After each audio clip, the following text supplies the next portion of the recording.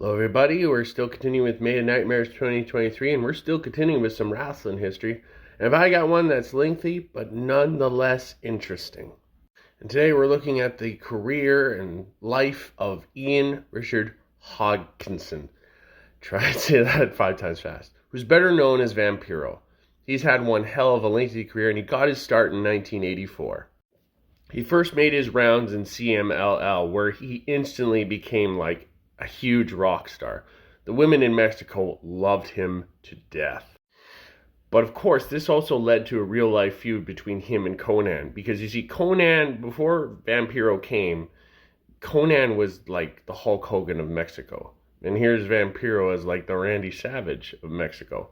And because of the legitimate, heat between them because of the personal jealousy, they just didn't get along for the longest time. That was until many, many years later, they patched things out and have since become business associates. As of writing this, they're involved in AAA one way or the other, the rival promotion to CMLL. Now, within the midst of his CMLL career, Vampiro took a little detour. He was actually a security guard for the infamous lip-syncing group Milli Vanilli. Yes, that Milli Vanilli. He wasn't aware to what was going on until after. So I've learned this from several documentaries, which I'll mention later. So even with that detour, Vampiro had been wrestling for CMLL from 1991 through 1998. In the middle of that run, he was even active in the UWA, which was another Mexican promotion. He was also active doing many tours in Japan for various Japanese wrestling promotions. So cutting his teeth, basically. And then at the tail end of 1998, he left CMLL, and he joined WCW. And this is where I came to discover him. And he instantly became one of my favorites in WCW. Not just because of his in-ring ability, but also something else that really tugs at my heartstrings. Living up to that rock-style persona, he associated himself in WCW and brought in the Misfits and the Insane Clown Posse, the latter of which he's still best friends with. And he also briefly feuded with Sting in what's called the Brothers in Paint, which was basically a Kane and Undertaker storyline ripoff. And then apparently, according to Vampiro, him and Sting did not get along on that. They did not see eye to eye to this day. That's according to him. I don't know what Sting has to say.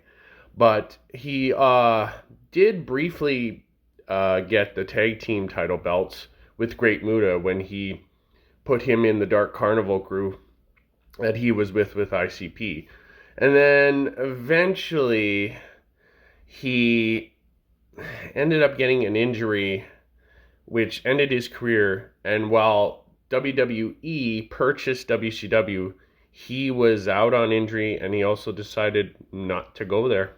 He didn't want to be associated with Vince.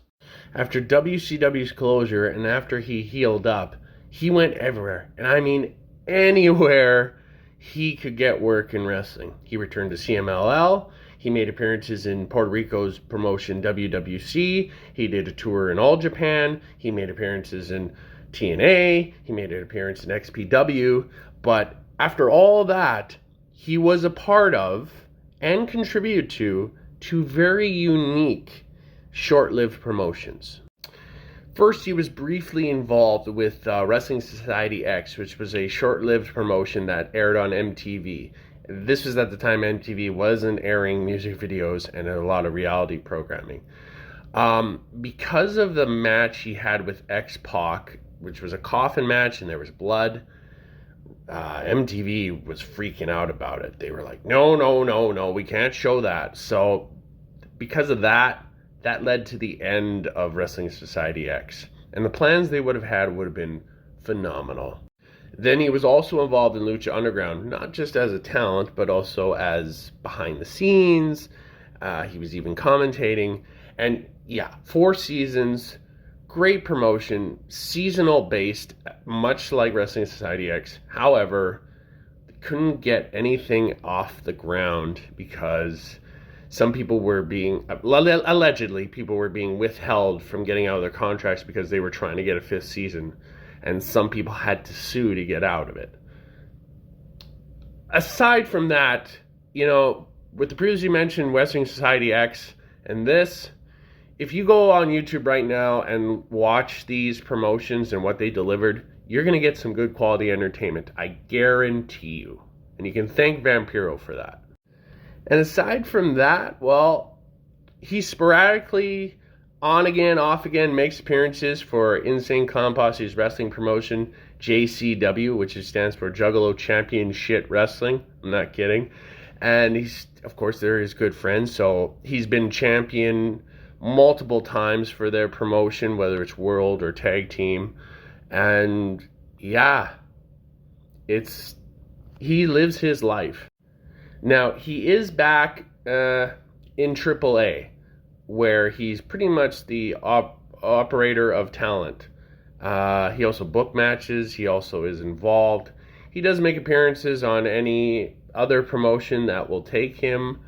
But outside of wrestling, he's very much involved with like the occult, voodooism, stuff like that, spirits.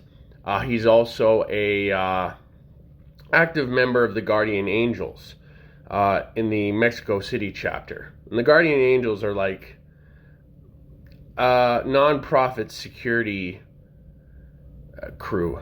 So they just march around cities and just make sure people aren't up to anything bad, So that's pretty much. He also has a touch of Alzheimer's disease when he was diagnosed with it a couple of years ago. But I actually had the chance to go to a screening of one of his documentaries, and I actually got to ask him a question, and he looks like he's doing really well. He's been seeing someone to help him be mentally there, and I know this, that Alzheimer's isn't a pretty thing. My dad has early onset Alzheimer's as well as dementia. So, yeah. So with all this said, and when you have spare time, I not only encourage you to check out Vampiro's many wrestling highlights on YouTube, I also highly recommend that you check out these 2 Vampiro documentaries. The first one's called Vampiro, Angel, Devil, Hero, and the other one is called Nail in the Coffin, The Fall and Rise of Vampiro. This is the one where I got to see a screening of and go get to ask him a question. So I highly recommend those. And in the end, if you have any memories of all of Vampiro, be sure to share them in the comments. He's definitely one of the coolest, nicest individuals in the world. Regardless of what people say about him, he's been through a lot. He does what he has to do to keep himself positive and do what he does for his daughter, the love of his daughter. And yeah, he's one heck of an interesting individual. And with that, we will have one more piece of Wrasslin history for you. And I did save the best for last. And he's not resting in peace.